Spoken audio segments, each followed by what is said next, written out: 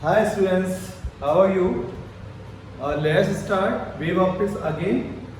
Wave optics में हमने interference start किया हुआ है और इंटरफेरेंस का हाफ चैप्टर हमने कवर भी कर लिया।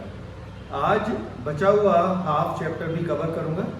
इसमें जो अभी तक हमने कवर किया है वो है यंग्स डबल स्लिट एक्सपेरिमेंट और इसका geometrical explanation and mathematical explanation. Condition for constructive and destructive interference in term of path difference and phase difference, इतना हमारा हो चुका है। आज एक बहुत ही इंपॉर्टेंट डेरिवेशन मैं कराने जा रहा हूँ, that is the path difference of A point place at distance away on the screen from the centre of the screen. इस टाइप से है, मैं दिखाता हूँ। जिसमें सबसे पहले गिवन ये ऑब्जेक्ट कर देते हैं।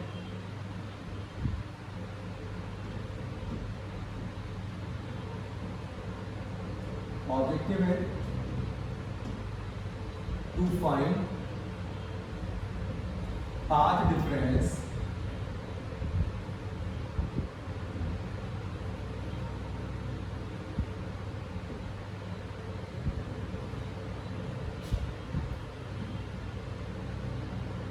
at a point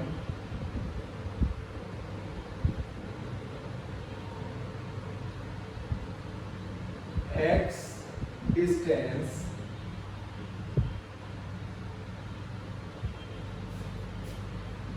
away from the center of the screen.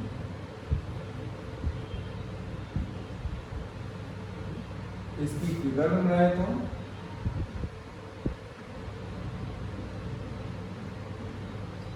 Figure में है दो स्लिट, ये स्लिट ए, ये स्लिट बी, इनके बीच का गैप है डी, स्मॉल डी, और इसके सामने capital D distance away screen, this is screen. Slit A और स्लिट बी का जो परपेंडिकुलर बाइसेक्टर है वो जिस पॉइंट पर इंटरसेक्ट करता है इसको कहते हैं सेंटर ऑफ द स्क्रीन। मान लो ये है ओ, और यहां से एट डिस्टेंस अभी एक पॉइंट है पी। ये इस पी पॉइंट पर पार्ट डिफरेंस निकालना है, यानी बी से वेव जाएंगी, इतनी डिस्टेंस ट्रेवल करेंगी, ए से जाएंगी, इतनी डिस्टेंस ट्रेवल करेंगी, तो हमें बीपी माइनस एपी निकालना है। I BP minus AP, BP minus AP we have to find. इसके लिए कंस्ट्रक्शन करना है।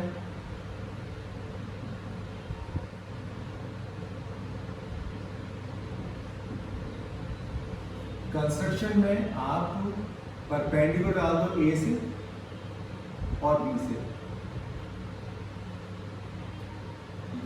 ये परपेंडिकुलर डाल दिया और A से P को और B से P को ज्वाइन भी किया है। Join point P from slit A and B.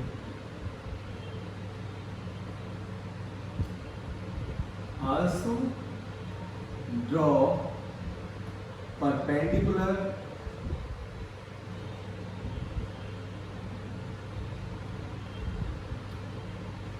to screen from A and B। A और B से परपेंडिकुलर भी डालना, ठीक है। ओके, नाउ हमें दिया क्या हुआ है, given two slits A and B, small d distance away and screen is capital D distance away from slits.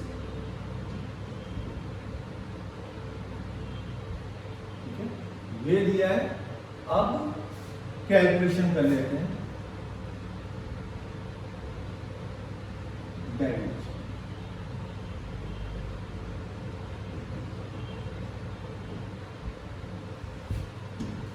Path difference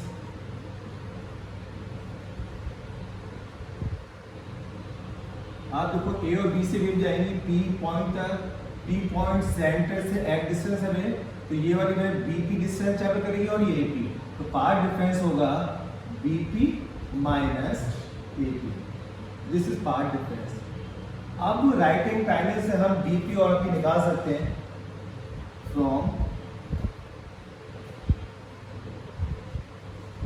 right angle triangle BP, और इसको कुछ नाम देते हैं सीई, तो PBE triangle PBE, PB square is equal to BE square plus EP square. Pythagoras theorem, PB square हमें निकालना है, बीई डी के इक्वल होगा, दिस इज डी स्क्वायर, और ईपी कितना होगा x plus D by to. देखिए ए और बी डी डिस्टेंस है, इसका हाफ कितना हो गया डी बाई टू, ये डी बाई टू है तो ये भी डी बाई टू होगा, इसलिए x plus D by to, EP हो गया x plus D by to, x plus D by two का होल स्क्वायर, और इसका कर दो अंडर रूट, तो ये हो गया पीबी। इसको थोड़ा सॉल्व कर लेते हैं, डी स्क्वायर इसमें से कॉमन ले लो, अंडर रूट से बाहर आएगा डी स्क्वायर तो डी हो जाएगा, जैसे D 1 plus X plus D by two का स्क्वायर अपॉन डी स्क्वायर का। अब बायनोमियल थ्योरम का यूज कर लो, according to binomial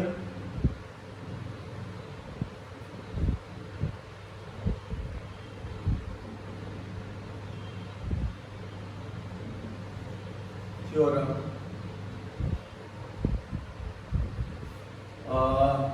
P B is equal to, इसमें 1/2 यहाँ से मल्टीप्लाई होगा, 1 प्लस 1/2, ये 1/2 यहाँ आ गया, इसमें ये वैल्यू 1 से बहुत छोटी है, बिकॉज डी आप देख रहे हैं डी लगभग 2 मीटर का होता है, ठीक है, ये स्लिट होती है लगभग 0.5 मिलीमीटर की, बहुत छोटी है, एक्स भी बहुत छोटा है, तो नोमीटर है स्मॉल, डिनोमीटर है बहुत बड़ा, तो फ्रैक्शन होगा 1 से बहुत छोटा। तो बायनोमियल थ्योरम में फर्स्ट टर्म रखेंगे, इससे बाद वाली टर्म्स में हाई पावर से उनको नेगलेक्ट कर देंगे, तो 1 प्लस एन एक्स वाले फॉर्म में से करना है, 1 प्लस 1/2 और अंदर का x plus D by two upon D, इनका सबका स्क्वायर होगा, अब 1/2 यहाँ आ चुका है, this is P. Accordingly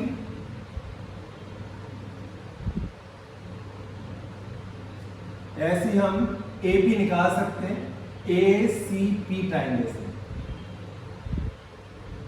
A P is equal to D 1 plus 1/2 x minus D by two होगा यहां पर, क्योंकि आप देखोगे इस वाले ट्रायंगल में ये x है और ये है D by to, D by to D by to, तो पूरे x में से डी बाई टू माइनस कर दो, ये साइड आएंगे, तो यहाँ पे x plus D by to है, जहाँ पे x माइनस, बस ये डिफरेंस है ना, और सब कुछ सेम है। अब पार्ट डिफरेंस के फॉर्मूले में रख देते हैं, part difference b2 minus a2, now path difference, path difference कितना होगा, path difference is equal to BP minus AP, value put कर दो बीपी की बीपी की वैल्यू ये रही 1 से और 2 से। बीपी है D 1 plus X plus D by 2 upon capital D, इसका स्क्वायर और यहाँ पे 1/2। दिस इज ये हो गया माइनस एपी। एपी ये ना D 1 plus 1/2 x minus D by 2 upon D square. D और डी कॉमन आएंगे, 1 से माइनस साइन है तो इसके साइन सारे चेंज हो जाएंगे और 1 से 1 कैंसिल हो जाएगा, तो मैं 1 नहीं लिख रहा। 1/2 2d² यहाँ भी है, 2d² यहाँ भी है, ये भी कॉमन आएगा 2d²। बाद में एक कट जाएगा, अंदर क्या बचा? अंदर हुआ x प्लस डी बाई 2 का square minus x minus D by 2 का स्क्वायर। ये आया, नीचे वाला मैंने ले लिया है और 1 और 1 कैंसिल कर दिया। यहाँ पे अब दो तरीके सॉल्व करने के, a² माइनस b² का फॉर्मूला लगा दो, a plus b into a minus b, या इनको ओपन कर लो a² plus b² plus 2ab या माइनस 2ab, जो भी सीन है। तो ये हो गया, d से एक d काट देता हूँ, 1/2d x² plus d² by 4 plus 2ab, ये होगा xd। माइनस साइन भी लगा रहा हूँ और स्क्वायर को ओपन भी कर रहा हूँ, दो काम एक साथ कर रहा हूँ, तो साइन भी मैं चेंज करते जाऊंगा, जो भी साइन है। x² प्लस का था, ये हो जाएगा माइनस d² बाई 4, ये माइनस का था, प्लस हो जाएगा plus xd। x² d² by 4 ये कैंसिल हो गया, xd और xd हो गया 2xd, 2 से 2 कैंसिल हो जाएगा, ठीक है। तो ये आएगा आपका x small d over capital D, ये पार्ट डिफरेंस आएगा, राइट। तो अगर एक पॉइंट है सेंटर से एक डिस्टेंस पे, तो यहाँ पार्ट डिफरेंस जो होगा bp minus ap, this is xd over d होता है, xd ओवर d, ये पाथ डिफरेंस आता है। अब आपको पता है अगर p पॉइंट पर कंस्ट्रक्टिव इंटरफेरेंस हो रहा हो तो पार्ट डिफरेंस होता है n लैम्डा। आप सबको कंस्ट्रक्टिव इंटरफेरेंस की पाथ डिफरेंस वाली कंडीशन पता होगी, क्योंकि इंटरफेरेंस में दो कंडीशन होती है, एक पार्ट डिफरेंस और एक फेज डिफरेंस की। तो इस समय हम पार्ट डिफरेंस से डील कर रहे हैं, तो पार्ट डिफरेंस वाली कंडीशन लगानी है। दो पॉसिबिलिटी है, पी पे या तो डार्क फ्रिंज होगी या ब्राइट फ्रिंज होगी। ब्राइट मीन्स कंस्ट्रक्टिव इंटरफेरेंस और डार्क मीन्स डिस्ट्रक्टिव इंटरफेरेंस। तो मैं एक एक करके दोनों वैल्यू को पुट करूंगा तो कुछ नया फॉर्मूला मेरे पास आ जाएगा। मैं इसको थोड़ा सा मिटा रहा हूं, तो आप इसको बाद में रिपीट करके देख सकते हैं।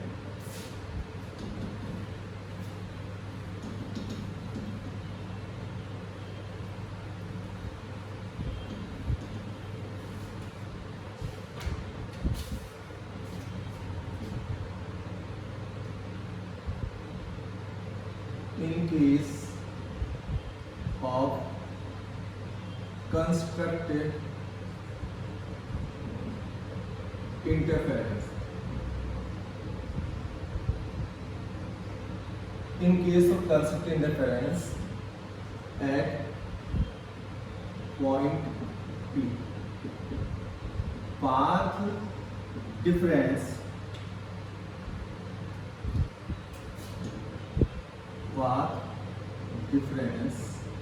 should be n lambda. ये कंडीशन सबको पता है। पार्ट डिफरेंस की वैल्यू क्या थी? xd ओवर d और xd over capital D is equal to n lambda और x is equal to n lambda capital D upon small d। ये नया फॉर्मूला आ गया, ये आ गया nth bright fringe from the centre of the screen. मान लो आपको ये पता करना है कि थर्ड ब्राइट फ्रिंज सेंटर से कितनी दूर बनेगी। तो आप n की जगह 3 लिखेंगे। फिफ्थ ब्राइट फ्रिंज सेंटर से कितनी दूर बनेगी, इसे कहते हैं लीनियर डिस्टेंस, ठीक है। तो कितनी डिस्टेंस बनेगी, यहाँ पे 5 लिख देंगे एंड सो। तो यह है nth bright fringe, this is nth bright fringe from center of screen। ऐसे ही अगर path difference 2n minus 1 lambda by 2 हो, अगर P पर डेस्ट्रक्टिव इंटरफेरेंस हो रहा है, यानी पार्ट डिफरेंस इतना है कि डेस्ट्रक्टिव इंटरफेरेंस हो रहा है, तो अब मैं दोबारा इसकी कंडीशन डील करता हूं। आप देखिए,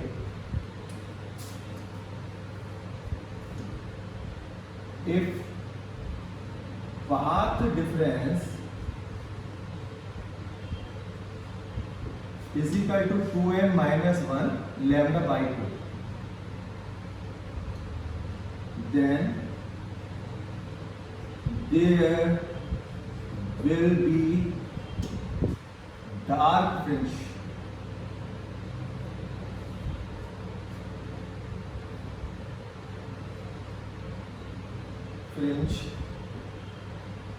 at P। यहाँ थोड़ा सा मैं बिठा देता हूँ।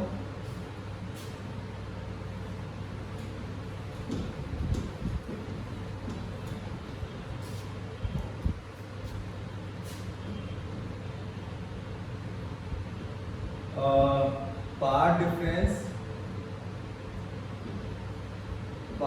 Difference is equal to 2n minus 1 lambda for destructive interference।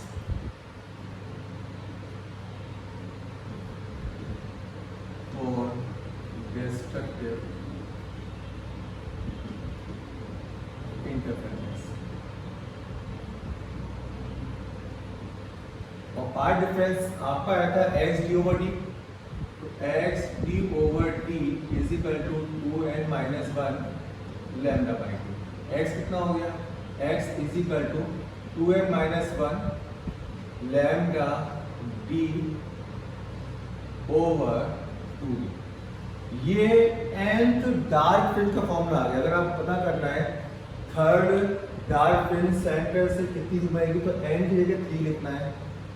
Ninth dark fringe centre से कितनी दूर बनेगी, तो आपको लिखना है यहाँ पे n की जगह 9। एक एंगुलर पोजीशन का भी मैं बता देता हूं, इसमें भी एंगुलर पोजीशन क्या होगी और इसमें भी एंगुलर पोजीशन होगी। अगर आपको ये तो है linear position, x is linear position of nth dark fringe,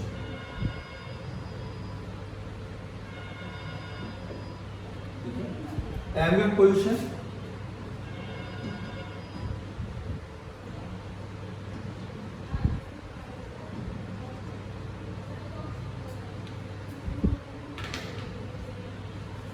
इसके लिए आप करो x अपॉन डी, ये था x, d नीचे ले आओ, x upon d is equal to 2n minus 1 lambda upon 2 small d. ये है फ्रिंज के बीच की डिस्टेंस। अब आप देखो, ये है आपका x और ये है d, ये सेंटर है, सेंटर से p को ज्वाइन करो, ये होगा एंगुलर पोजीशन। तो tan थीटा, अगर थीटा स्मॉल है tan थीटा मान सकते हैं, और ये होगा परपेंडिकुलर फॉर बेस, तो थीटा हो गया x अपॉन डी, ये x है और यहाँ से आते d है, तो x अपॉन डी जो मैंने लिखा है इसके थीटा लिख सकते हो, दिस इज थीटा। तो ये क्या आ गया, this is angular position of nth dark fringe. ऐसे ही angular position of 10th bright fringe आ सकती है। इसमें भी सेम करना है आपको, angular position of 10th bright fringe.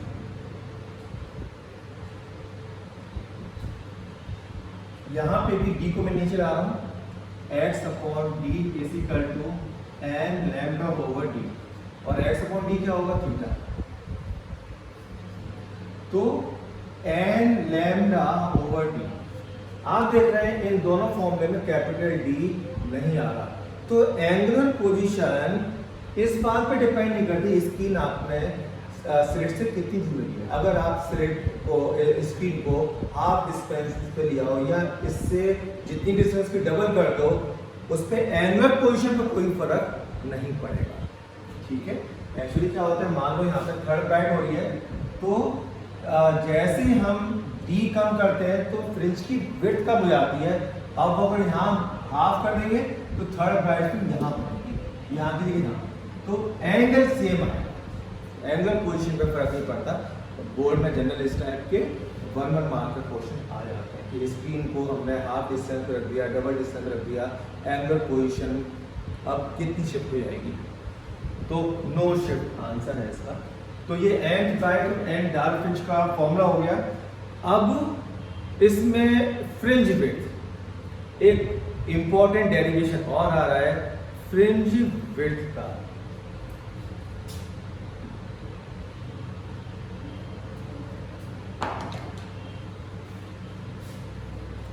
ये फ्रिंज विड्थ होता क्या है, पहले मैं आपको ये एक्सप्लेन करूंगा कि फ्रिंज विड्थ का मीनिंग क्या है, और इसके बाद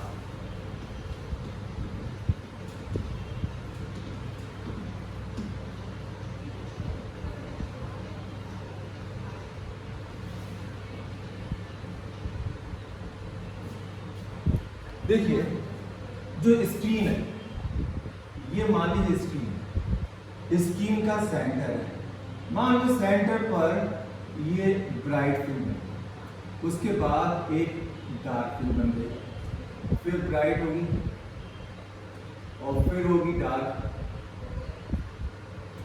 नीचे भी डार्क, क्योंकि ये ऑल्टरनेटिव होती है ब्राइट और डार्क। अब ये जो आप देख रहे हो विड्थ, ये विड्थ होती है, मैं इसको फाइंड करने जा रहा हूँ, ये कितनी विड्थ की है ब्राइट फ्रिंज और कितनी विड्थ की है डार्क फ्रिंज। आप देखेंगे दोनों इक्वल होते हैं इंटरफेरेंस में, ठीक है। तो ऑब्जेक्टिव आपको क्लियर हो गया।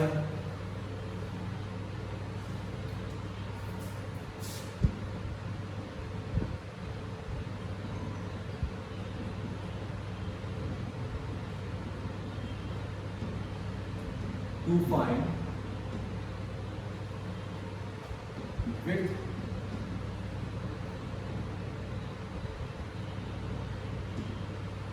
of dark fringe,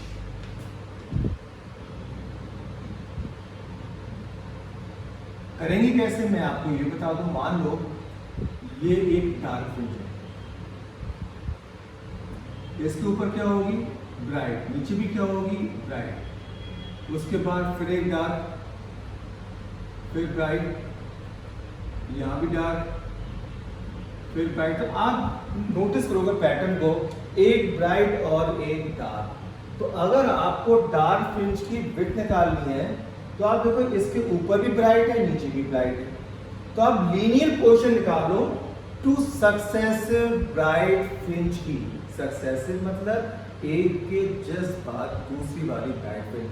आपने भी एक फॉर्मूला लिखा था ना कि सेंटर से कितनी दूर होंगी, तो इसका निकालो, इसका x कितना है, और इसका निकाल लो कि इसका x कितना है, और दोनों को माइनस कर दो तो क्या होगा, ये डार्क फ्रिंज की विड्थ आ जाएगी, ठीक है।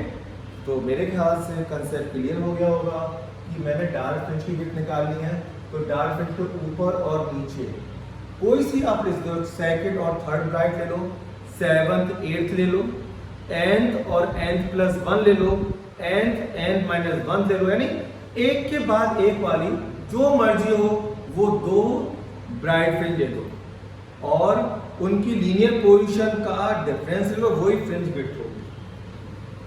मैं भी यही करने जा रहा हूं।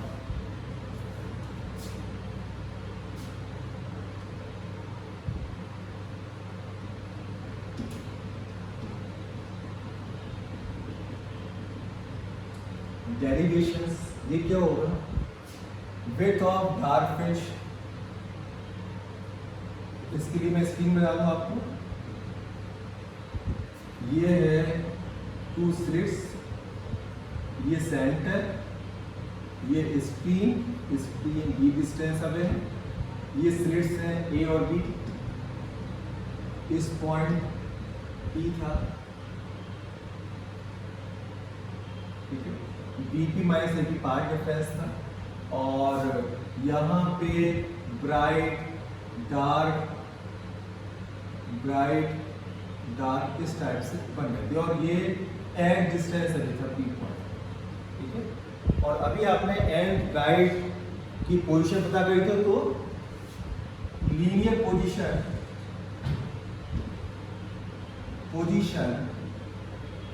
Of and bright fringe,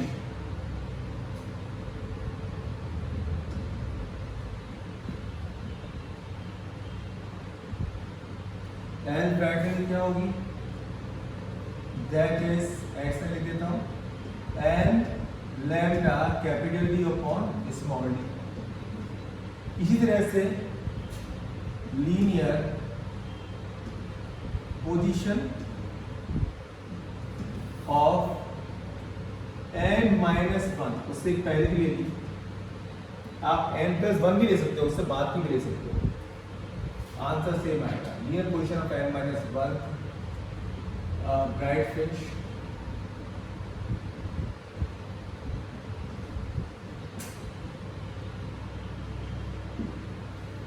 x n minus 1 denote करता हूँ उसको, n की जगह n माइनस 1 लिख दो बस, बाकी सब सेम हो जाएगा। इसमें लैम्डा है मोनोक्रोमेटिक लाइट जो कि एक्सपेरिमेंट में यूज की जा रही है, उसकी वेवलेंथ, और ये हो गया सेकंड। अब fringe width,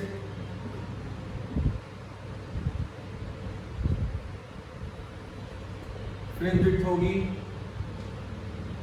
xn minus xn minus 1। ज़्यादा में से ये दूर है तो ज़्यादा होगा, ये उससे एक फ्रिंज पास है तो ये पास में होगा, तो ज़्यादा में से उनको माइनस कर दिया। फ्रिंज विड्थ को हम बीटा से जनरली रिप्रेजेंट करते हैं। xn की पोजीशन डाला हूँ, lambda D over D common है तो मैं इसको कॉमन भी ले लेता हूँ, अंदर बचा n माइनस n माइनस 1, तो माइनस साइन है, साइन चेंज करूंगा, n साइन कट जाएगा, प्लस 1 जाएगा, तो ये आ जाएगा lambda D over D. This is fringe width. ये डार्क फ्रिंज की विड्थ है। ऐसे ही मैं ब्राइट फ्रिंज की विड्थ लगा लूंगा, आप देखिए ये भी सेम आएगी, ठीक है। To find the width of bright fringe,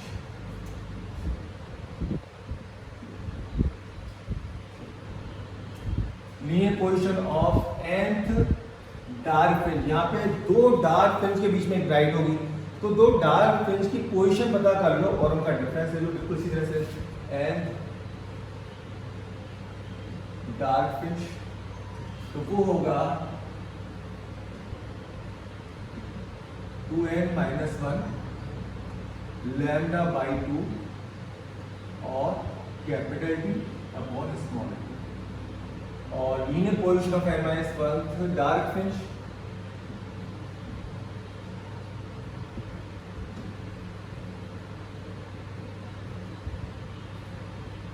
ये हो जाएगा n माइनस 1। तो मैं आपको दिखा रहा हूँ 2n माइनस 1 में n की जगह n माइनस 1 में क्या आता है, यह रफ कैलकुलेशन है, आप देख लीजिए 2n माइनस 1, इसको कैलकुलेट कर रहा हूँ, n की जगह में लिखने जा रहा हूँ n minus 1, n minus 1, n की जगह और माइनस 1, तो ये हो गया 2n माइनस 2 माइनस 1, तो कितना आएगा 2n माइनस 3, तो मैं डायरेक्ट 2n माइनस 3 लिखने जा रहा हूँ यहाँ पर, तो ये आ गया 2n minus 3 lambda D over 2, ठीक है। और फ्रिंज विड्थ इसमें से xn में से x माइनस करना है, और लैम्डा डी ओवर 2d यहाँ पे कॉमन है, यहाँ पे 2d भी है, और अब बचा हुआ यहाँ पे लिखना है, ये क्या है बचा हुआ 2n minus 1 minus n minus one में आएगा 2n minus 3, 2n minus 3, minus sign है, साइन चेंज हो जाएगा, 2n से 2n कैंसिल हो जाएगा, माइनस का प्लस हो जाएगा, 3 और 1 4, 4/2 2, ठीक है। तो अब आप देखेंगे ये कैंसिल हो जाएगा, आएगा same 2n minus 1 minus 2n plus 3, ठीक है। तो ये आएगा 1। एक बार चेक कर लीजिए कैलकुलेशन, एन पोजीशन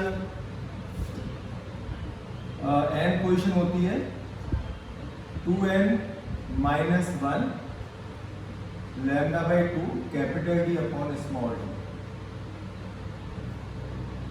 ठीक है। एन की फिर एन की जगह n माइनस 1,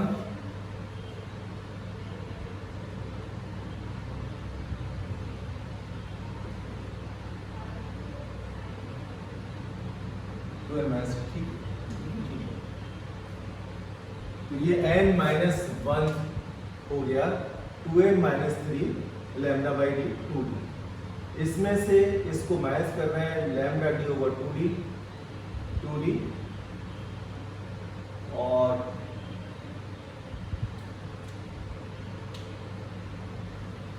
इसको माइनस करेंगे 2n minus 1 minus 2n plus 3, तो इसको कैंसिल हो जाएगा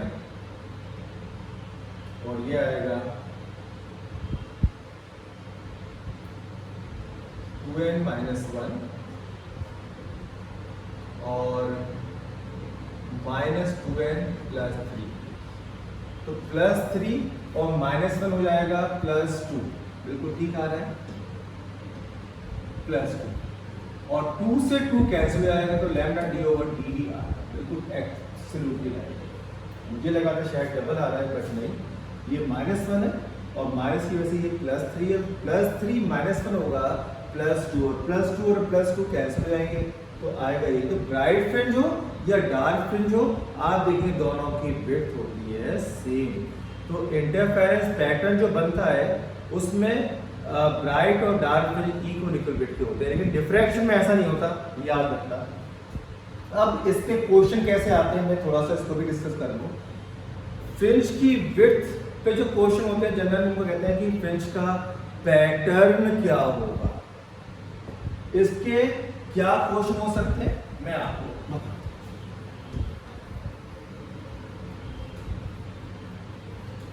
फ्रिंज विड्थ के ऊपर बेस जो क्वेश्चंस हैं वो आप देखेंगे। फ्रिंज की विड्थ का फॉर्मूला है lambda capital D small D. तो एक पार्ट ये है फॉर्मूले का, एक पार्ट ये, फर्स्ट पार्ट सेकंड पार्ट से रिलेटेड क्वेश्चन ऐसे आते हैं कि जो स्क्रीन है वो आपने डबल डिस्टेंस पे रख दिया, हाफ डिस्टेंस पे रख दी, तो इंटरफेरेंस पैटर्न पे क्या फर्क पड़ेगा। तो जब भी इंटरफेरेंस पैटर्न के बारे में पूछते हैं तो आप समझना कि जो फ्रिंज है वो थिन होगी या थिक होगी, पतली पतली फ्रिंजेस बनेगी या थिक बनेगी, ठीक है। तो वो आप डिसाइड कर सकते हो। इसमें पैटर्न का मतलब यही होता है फ्रिंज का वेट। तो या डी है, डी में यह है कि अगर स्लिट को बहुत क्लोज कर दें या बहुत दूर कर दें तो इंटरफेरेंस पैटर्न पे क्या फर्क पड़ेगा। तो यहाँ पे दो केस बड़े पॉपुलर है, मैं डिस्कस कर रहा हूँ। If slits are infinitesimally close, are very close,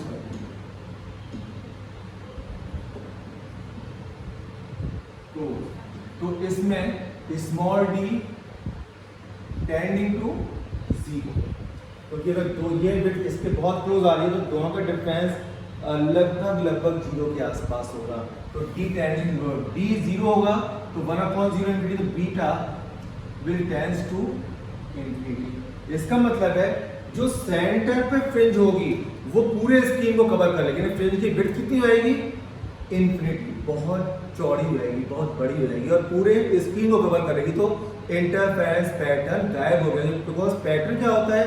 bright dark, bright dark, bright dark, इस तरह की फॉर्मेशन का बनना। लेकिन एक ही फ्रिंज पूरे स्क्रीन को कवर कर लेगी तो या तो डार्क होगा या पूरा स्क्रीन ब्राइट होगा, पैटर्न नहीं होगा। तो we won't be able to see interference pattern.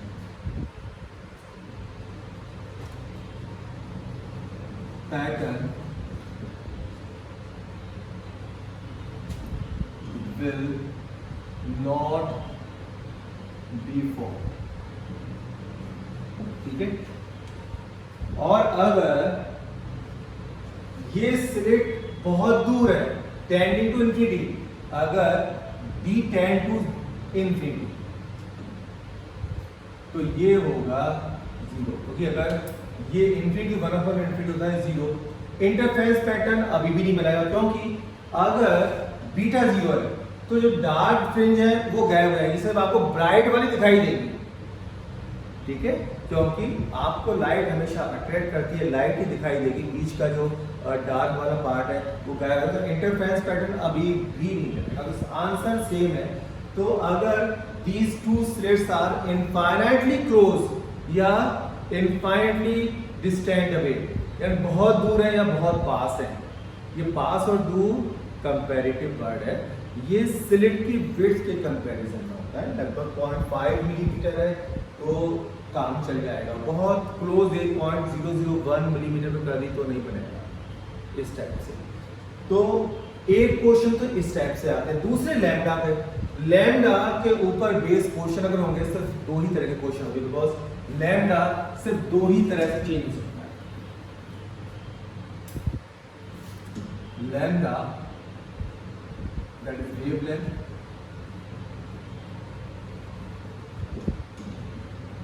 Can be changed by two ways. Number one, by changing color,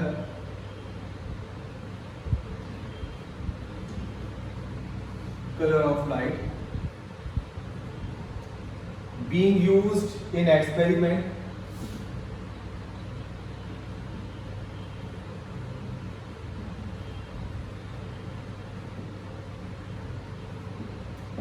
आप देखो फिर क्यों हो रहा है, सबसे ज्यादा लैम्डा किसका था, रेड का, तो रेड कलर की फ्रिंज सबसे ज्यादा वाइड होगी और वायलेट होगी सबसे थिन, क्योंकि वायलेट का लैम्डा सबसे कम होता है। तो अगर मैं यहाँ वायलेट कलर की लाइट यूज करूँ फ्रिंज के पैटर्न को बनाने में और रेड कलर को यूज करूँ तो पैटर्न में क्या डिफरेंस होगा, अगेन पैटर्न बढ़ाना है, यानी आपको देखना है विड्थ में क्या डिफरेंस होगा। तो रेड कलर वाली बनेगी ब्रॉड और वायलेट होगी थिन। दूसरा, we can change lambda by changing surrounding medium, by changing surrounding medium।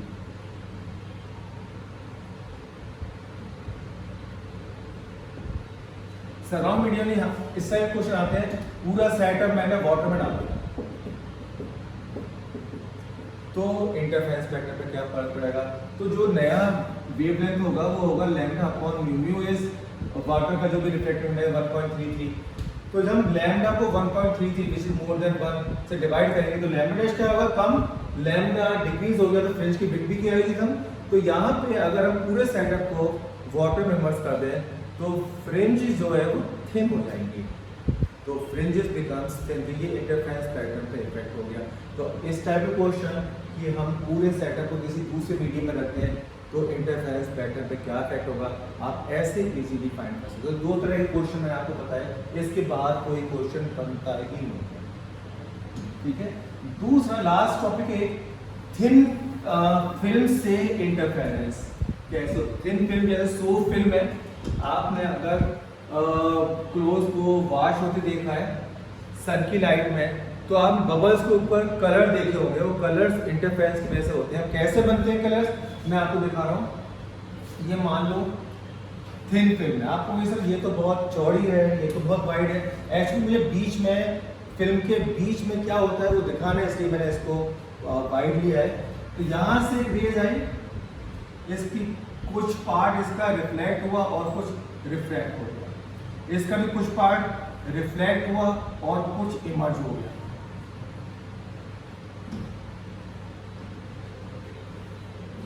इसका भी कुछ पार्ट रिफ्लेक्ट हुआ और कुछ इमर्ज हो गया, इसका भी ये चलता चला जाएगा। अब ये दोनों, इसका भी कुछ पार्ट इमर्ज होगा और कुछ रिफ्लेक्ट होगा। ये दोनों कोहेरेंट सोर्स की तरह बिहेव करेंगे बिकॉज एक ही लाइट वेव से फॉर्म हो रहे हैं, एक ही लाइट सोर्स कॉमन है, ये भी और ये भी। तो इन दोनों के सुपरपोजिशन से इंटरफेरेंस पैटर्न बनेगा, इनसे भी इंटरफेरेंस पैटर्न बनेगा, दो तो इंटरफेरेंस पैटर्न बनेंगे। और ये कौन सी लाइट होती है? व्हाइट। व्हाइट में होते हैं 7 कलर, तो 7 कलर्स के 7 इंटरफेरेंस पैटर्न बनेंगे और एक दूसरे को ओवरलैप करेंगे। मैंने आपको बताया था अगर व्हाइट कलर की लाइट यूज करें तो फ्रिंज की एक तो विड्थ अलग होगी, बिकॉज फ्रिंज विड्थ क्या होती है? फ्रिंज विड्थ होती है लैम्डा d/d। लैम्डा हर कलर का रहेगा, तो सेंटर पे रेड कलर, ये रेड, फिर रेड का डार्क, इधर रेड का डार्क, फिर यहाँ पे सारे ब्राइट आएंगे, रेड, ग्रीन, येलो वगैरह सारे 7। तो थोड़े पोर्शन में व्हाइट कलर मिलेगा आपको because all the 7 colours are available. तो सेंटर में ब्राइट मिला, उसके बाद ये सारे 7 पैटर्न्स ओवरलैप कर जाएंगे एक के ऊपर एक। सबकी विड्थ तो सेम नहीं है, तो कुछ डिस्टेंस तक कलर फ्रिंज मिलेंगी, ठीक है, कुछ डिस्टेंस तक कलर मिलेंगे। फिर उसके बाद दूर हटते जाएंगे आप यहाँ से, तो ये कलर भी गायब हो जाएंगे। रेड, आपको रेडिश टाइप की फ्रिंज मिलनी शुरू हो जाएंगी बिकॉज रेड का की विड्थ होती है ज़्यादा। तो ये थिन फिल्म से कैसे इंटरफेरेंस होता है और थिन फिल्म में कलर क्यों दिखाई देते हैं? बिकॉज कई सारे इंटरफेरेंस पैटर्न बन रहे हैं, 7 इंटरफेरेंस पैटर्न वो ओवरलैप कर रहे हैं और इससे कलर फ्रिंजें मिलती हैं जिनकी कलर्स हमको दिखाई देती हैं। जितने भी हमारे पिकॉक हैं, ये है या मेरी टी शर्ट है, आपकी क्लोथ्स हैं, इन सभी कलर्स कैसे बनते हैं? Because of interference. तो इंटरफेरेंस पैटर्न हमारे लिए बहुत बहुत इंपॉर्टेंट है। सारे कलर्स इसी से फॉर्म होते हैं। तो यही इसी के साथ ये चैप्टर फिनिश हो जाता है।